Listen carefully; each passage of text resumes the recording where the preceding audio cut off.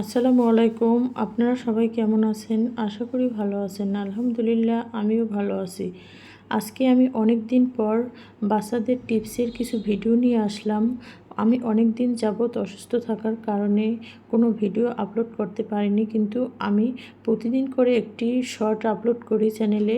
যেহেতু আমার শর্টগুলো অনেক দিন আগে থেকেই করা ছিল, সেজন্য আর অনেক দিন যাবৎ ভিডিও আপলোড করতে পারিনি, সেজন্য আপনাদের কাছে সর্বপ্রথম আমি আন্তরিকভাবে দুঃখিত। কারণ আমি একটু অসুস্থ থাকার কারণে ভিডিওগুলো দিতে পারিনি। যেহেতু লং ভিডিও করতে একটু সময়ের প্রয়োজন এবং বড়দের ড্রেস তৈরি করতে একটু সময় লাগে ভিডিওগুলো তৈরি করতে, সেজন্য আমি ভিডিওগুলো দিতে পারিনি। এখন থেকে নিয়মিত ভিডিওগুলো আপলোড করব। এখন আমি যে ভিডিওগুলো নিয়ে আসলাম সেগুলো বাচ্চাদের টিপস হিসাবে আমি শর্টে আপলোড করে থাকি।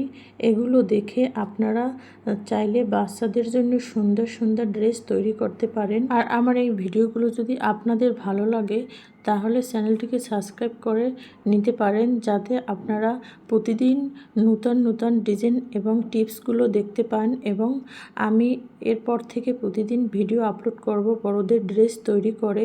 হয়তো আমি দু একদিনই ড্রেসের ভিডিও আপলোড করে দিব। আশা করি সম্পূর্ণ ভিডিওগুলো দেখলেই আপনারা সুন্দর আইডিয়া এবং ডিজাইনগুলো পেয়ে যাবেন।